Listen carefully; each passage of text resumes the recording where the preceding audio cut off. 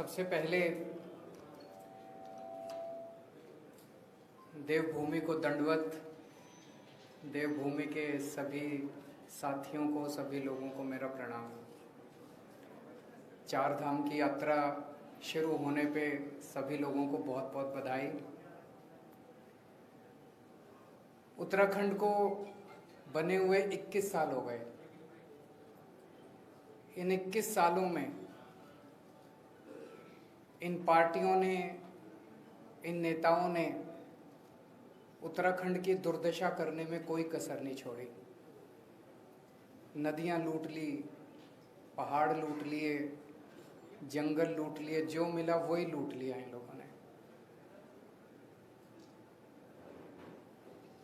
आज पिछले कुछ दिनों से, पिछले कुछ महीनों से कोटियाल साहब के साथ बैठ के, उत्तराखंड के लोगों के साथ बैठ के, देवभूमि के लोगों के साथ बैठ के इन 21 सालों की दुर्दशा को 21 महीनों में ठीक करने का हम लोग प्लान बना रहे हैं। और वही प्लान एक एक करके आप लोगों के सामने लेके आ रहे हैं। कैसे स्कूल बनाए जाएंगे, कैसे अस्पताल खोले जाएंगे, कैसे 24 घंटे बिजली मुहैया कराई जाएगी, कैसे सड़कें ठीक की जाएंगी, कैसे खेती ठीक की जाएगी, कैसे रोज़गार मुहैया कराए जाएंगे। इन सारी चीज़ों के ऊपर जो 21 साल में इन सब ने मिलकर दुर्दशा की है, इस दुर्दशा को 21 महीनों में ठीक करने का पूरा प्लान हम लोगों ने उत्तराखंड के लोगों के साथ मिलकर तैयार किया है। उस प्लान का पहला बिंदु मैं अभी जब कुछ हफ्ते पहले आया था तब आपके बीच में रखा था कि लोग बिजली के बिलों से परेशान हैं, किसान बिजली के बिलों से परेशान हैं, पुराने अनाप शनाप बिलों से परेशान हैं। तो हमने कहा कि जैसे दिल्ली में करके दिखाया, दिल्ली में आज लगभग 73% लोगों को मुफ्त बिजली मिलती है। हमने करके दिखाया है, हम झूठे वादे नहीं करते। ऐसे ही उत्तराखंड में आम आदमी पार्टी की सरकार बनेगी तो 300 यूनिट बिजली मुफ्त देंगे, पुराने बिजली के बिल माफ करेंगे, किसानों को मुफ्त बिजली देंगे और 24 घंटे, ऐसा नहीं कि भाई इर्रेस्पॉन्सिबल स्टेटमेंट है, कोई कहेगा मुफ्त बिजली देंगे तो बिजली नहीं आएगी। 24 घंटे बिजली आएगी और मुफ्त बिजली आएगी। और मैं कोई नेता नहीं हूं, मेरे को नेतागिरी करनी भी नहीं आती। हमारी ये कमजोरी भी है कि हमारे को राजनीति नहीं करनी आती, इसीलिए 24 घंटे ये लोग हमको गालियां देते रहते हैं। लेकिन मैं जो कहता हूं वो करता हूं और कहने के पहले पूरा होमवर्क करके आता हूं। तो हमने कहा मुफ्त बिजली देंगे तो देंगे, 24 घंटे बिजली देंगे तो देंगे। दिल्ली में करके दिखाया है। आज देवभूमि के युवाओं का दर्द, आज देवभूमि के युवाओं की जो तकलीफ है उसके बारे में बातचीत करने के लिए आया हूं। जैसा भी कोटियाल साहब कह रहे थे, उत्तराखंड के युवा में खूब एनर्जी है। उत्तराखंड के युवा को जब भी अवसर मिला उसने गजब के काम करके दिखाए हैं। उत्तराखंड का युवा जब फौज में जाता है तो गजब की शक्ति दिखाता है। लेकिन पिछले 21 सालों की जो दुर्दशा इन पार्टियों और नेताओं ने मिलकर की है, उन्होंने युवाओं की भी दुर्दशा कर दिया। आज युवा के पास आज युवा अवसरों की तलाश में, उत्तराखंड के अंदर उसको जब अवसर नहीं मिलते तो उसको अवसरों की तलाश में अपना घर बार छोड़ के पूरे चारों तरफ दुनिया में देश की तरफ जाना पड़ता है। कोई अपना घर छोड़ के नहीं जाना चाहता अपनी मर्जी से। सब चाहते हैं कि मैं अपने घर में ही रहूं, अपने गांव में ही रहूं, अगर मुझे वहां अवसर मिल जाए तो। लेकिन आज सबसे बड़ी समस्या उत्तराखंड की उसका पलायन बन गई है। एक तरह से उत्तराखंड पलायन प्रदेश बन गया है और युवा बहुत ज्यादा दुखी है। हर युवा को रोजगार चाहिए। युवा भीख नहीं मांग रहा, उसका अधिकार है। हर युवा को रोजगार चाहिए और ये हो सकता है। आप पूछेंगे ये हो सकता है कि ये हो सकता है। इस पे हमने खूब चर्चा की, घंटों चर्चा की, इस पे खूब प्लानिंग करी हम लोगों ने। एक ही शर्त है, अच्छी नीयत वाली सरकार चाहिए। तो उत्तराखंड के युवाओं को रोजगार देने के लिए, उत्तराखंड के युवाओं को रोजगार मुहैया कराने के लिए आज मैं 6 घोषणाएं कर रहा हूं। आम आदमी पार्टी की सरकार बनेगी तो उत्तराखंड के हर बेरोजगार युवा के लिए रोजगार मुहैया कराया जाएगा। ये पहली घोषणा है। दूसरी घोषणा, जब तक उस बेरोजगार युवा को रोजगार नहीं मिल जाता, हर परिवार से एक युवा को 5,000 रुपये महीना दिया जाएगा जब तक उसके लिए रोजगार मुहैया नहीं करा दिया जाता। इसको आप बेरोजगारी भत्ता कह लीजिए, जो मर्जी कह लीजिए। तीसरा, सरकार में और प्राइवेट में 80% नौकरियां उत्तराखंड के बच्चों के लिए रिजर्व की जाएंगी। चौथा, सरकार बनने के 6 महीने के अंदर 1 लाख सरकारी नौकरियां तैयार की जाएंगी। आप पूछेंगे कैसे होंगी? लगभग 50 से 60 हजार तो वैकेंसी हैं सरकार में अभी। और उसके बाद जैसे मैंने बताया, और आने वाले दिनों में मैं और कई बार आऊँगा, हम इतने स्कूल, अस्पताल, सड़कें, मोहल्ला क्लिनिक, हमने इतने सारे प्लान बना रखे हैं जो एक एक करके आपके साथ शेयर करेंगे। इन सबको मिला के इतनी नौकरियां पैदा होंगी, नई नौकरियां क्रिएट की जाएंगी सरकार के अंदर। तो लगभग 6 महीने के अंदर 1 लाख नौकरियां तैयार की जाएंगी सरकार में। दिल्ली में अभी हमने एक एक्सपेरिमेंट किया था जो बेहद सक्सेसफुल रहा। हमने एक जॉब पोर्टल बनाया। हमने कहा भाई जो नौकरी देने वाले हैं वो इस पे अपनी सारी नौकरियां कर दो, और जो नौकरी लेने वाले हैं वो भी कर दो। कोरोना के वक्त में बहुत सारे लोग बेरोजगार हो गए थे। आपको जान के ताज्जुब होगा, 10 लाख नौकरियां इस जॉब पोर्टल पे आई थी। 10 लाख नौकरियां इस जॉब पोर्टल पे एडवर्टाइज हुई थी। ऐसा ही जॉब पोर्टल उत्तराखंड के बच्चों के लिए तैयार किया जाएगा, जहाँ पे नौकरी देने वाले और नौकरी लेने वाले आपस में मिल सकें। और मैं समझता हूँ इसके अंदर बहुत बड़ी ताकत है। और छठा, एक अलग से मंत्रालय बनाया जाएगा, रोजगार और पलायन मामलों का मंत्रालय। उस मंत्रालय का काम होगा कि रोजगार के नए नए अवसर तैयार करना एक तरफ, और दूसरा युवाओं को पलायन करने से रोकने के लिए सभी उचित कदम उठाना। और तीसरा, जो लोग उत्तराखंड छोड़ के चले गए हैं वो अगर वापस आना चाहते हैं, पलायन कर चुके हैं, वो वापस आना चाहते हैं, उनके लिए उचित कंडीशंस तैयार करना। हमने बैठ के इसका काफ़ी, जैसा मैंने कहा कि 1 लाख तो ये 6 चीज़ें मोटी मोटी हैं। 1 लाख तो सरकारी नौकरियां तैयार की जाएंगी। प्राइवेट सेक्टर में बहुत नौकरियों का स्कोप है।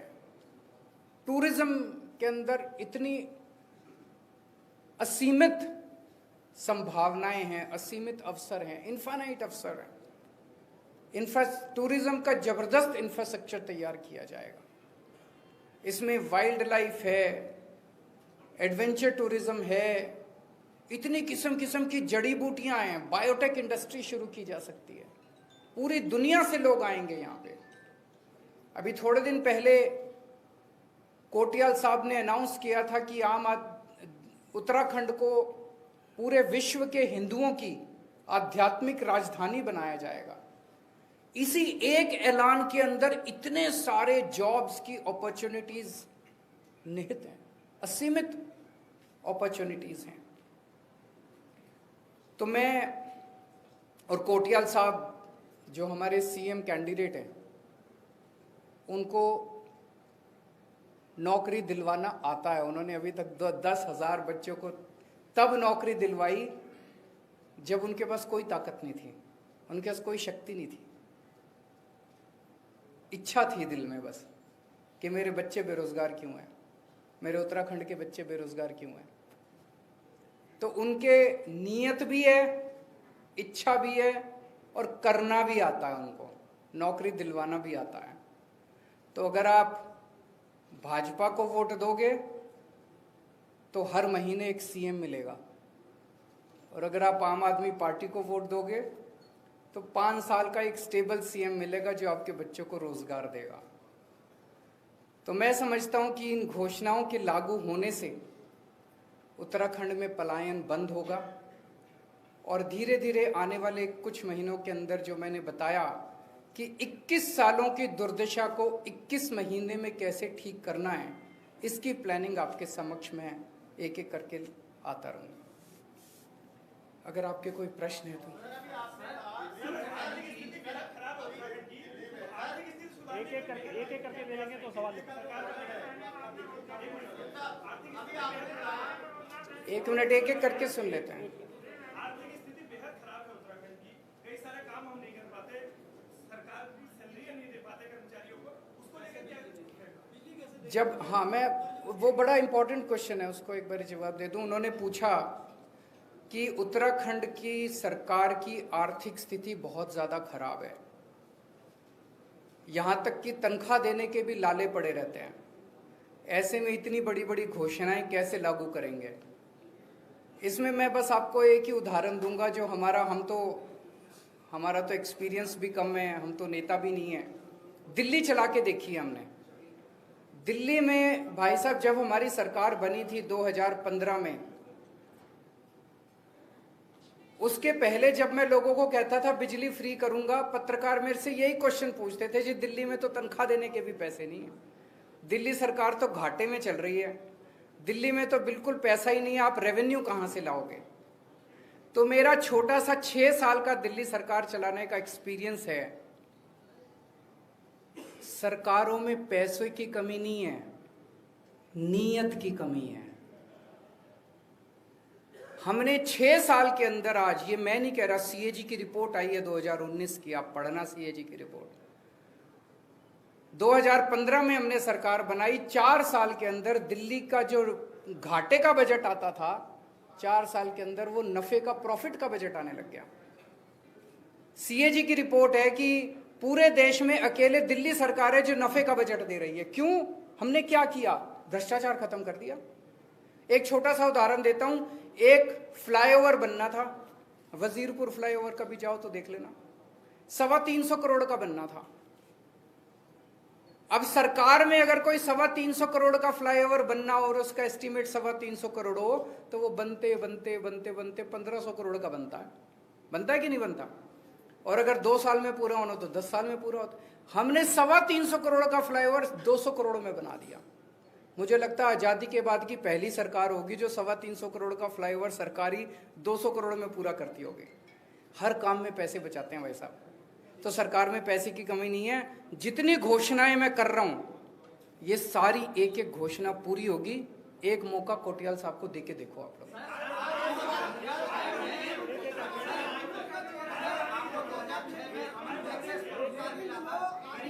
इनसे एक बार, इनसे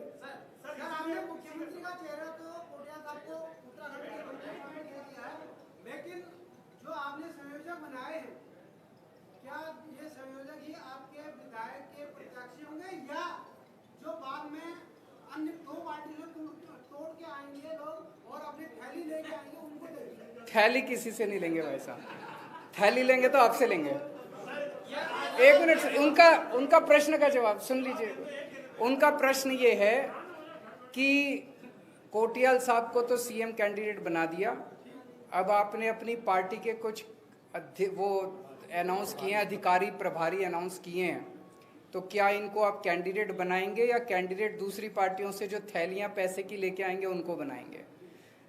पहली चीज़ तो हमारी पार्टी में थैली का सिस्टम नहीं है। जैसा मैंने कहा, हमें राजनीति भी नहीं करनी आती और भ्रष्टाचार भी नहीं करना आता, ये हमारे खून में ही नहीं है, पहली चीज़।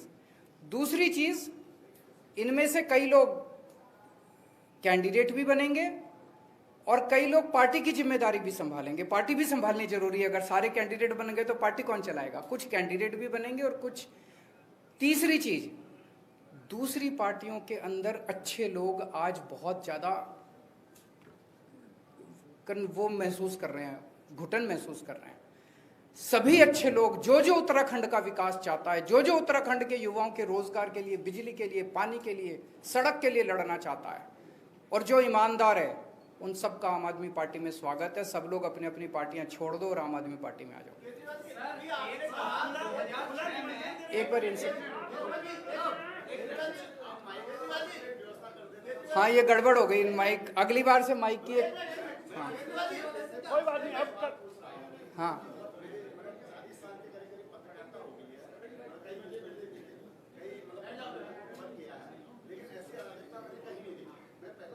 सबसे पहले मैं आपसे सहमत हूं जी, मैं माफी मांगता हूं। आज जो कार्यक्रम के शुरू में अराजकता हुई उसके लिए पूरी तरह से पार्टी जिम्मेदार है, लेकिन आप लोगों ने जितना सहयोग किया उसके लिए मैं सभी पत्रकारों का तहे दिल से शुक्रिया अदा करता हूं।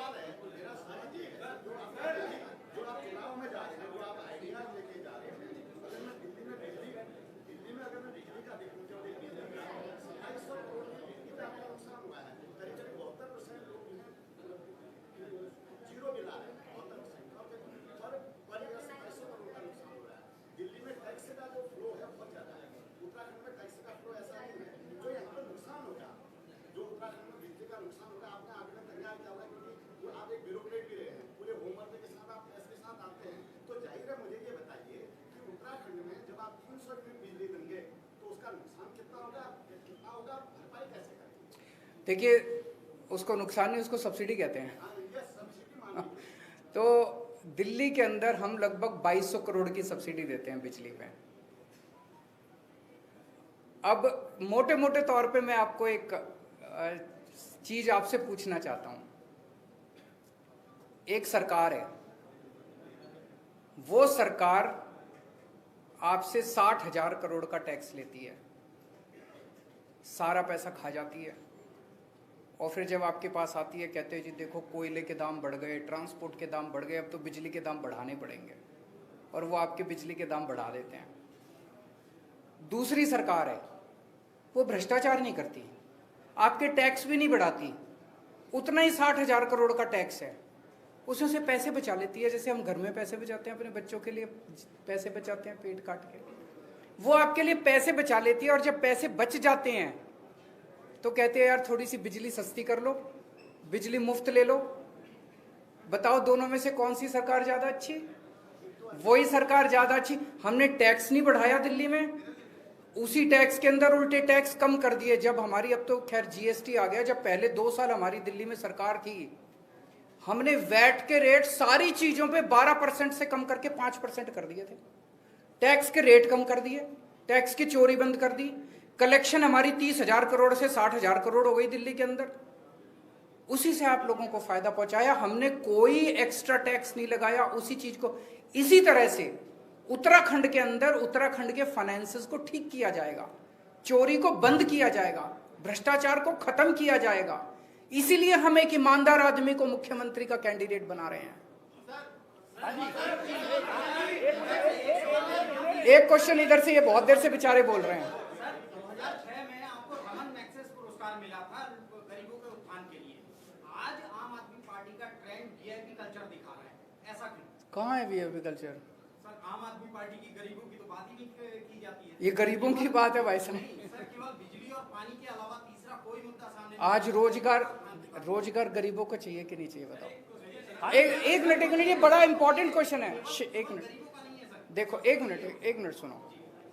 अगर हम बिजली मुफ्त दे रहे हैं, इससे गरीबों को फायदा है कि नहीं है? अगर हम 24 घंटे बिजली देंगे, गरीबों को फायदा। अगर मैं किसानों की बिजली माफ कर रहा हूं, किसान तो सबसे गरीब तबका है अपने देश का, कौन बात करता है किसानों की? बस वोट लेने जाते हैं। अगर मैं सरकारी स्कूल ठीक करता हूँ, सरकारी स्कूल में समाज का सबसे गरीब तबके का बच्चा जाता है। अगर मैं एक मिनट कैबिनेट की बात कर रहा हूं सर, क्या आम आदमी पार्टी के जो मंच पे बैठे हुए मंचासीन लोग होते हैं, मैं उनकी बात कर रहा हूं, उसमें गरीब आदमी शामिल नहीं है। अब मतलब ये सारे कोई साहूकार तो है नहीं जी, ये सारे आम लोग हैं आप ही की तरह। हाँ जी, उधर से एक क्वेश्चन पूछ रहे थे। अच्छा, एक इनसे ये बहुत देर से पूछ रहे हैं। बताइए, अभी आपने कहा मैं राजनीति नहीं करता, लेकिन आपने कहा कि हमारी पार्टी आएगी तो 6 महीने में 6 मांगे पूरी करेगी, लेकिन 6 महीने में एक मांग, बाकी तो समय लगेगा कुछ। आपने रोजगार अलग क्लासिफिकेशन कर दिया सर कि रोजगार भत्ता मिलेगा, रोजगार देंगे, प्राइवेट देंगे, सरकारी देंगे, पोर्टल में ऑनलाइन अप्लाई करिए, अलग अलग है डिमांड में से एक क्या रोजगार, हाँ रोजगार मुहैया कराना है सबको। रोजगार मुहैया कराने के कई सारे कदम उठाए जाएंगे। हाँ बताइए। हैं जी, एक एक करके पूछ लीजिए, पूछे। एक मिनट एक मिनट एक मिनट।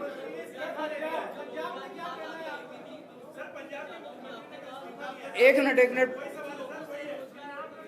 एक मिनट, वो रोजगार पे सवाल पूछ रहे हैं उनको।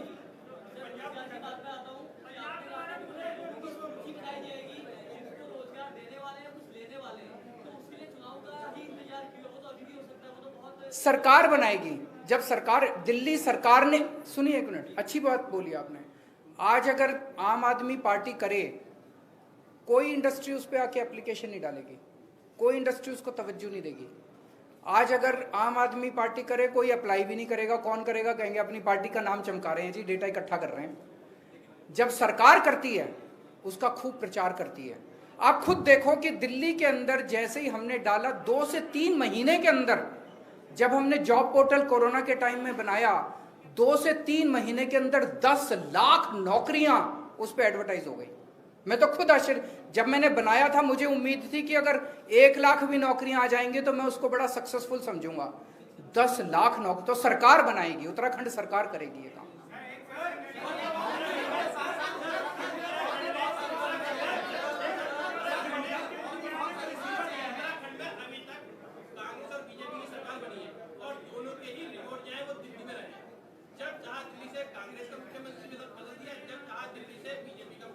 हम नहीं बदलेंगे, आम आदमी पार्टी का क्या यही रूटीन रहेगा? हम नहीं बदलेंगे। हमारा एक ही मुख्यमंत्री आपके सामने बैठा है। आखिरी क्वेश्चन, लास्ट क्वेश्चन।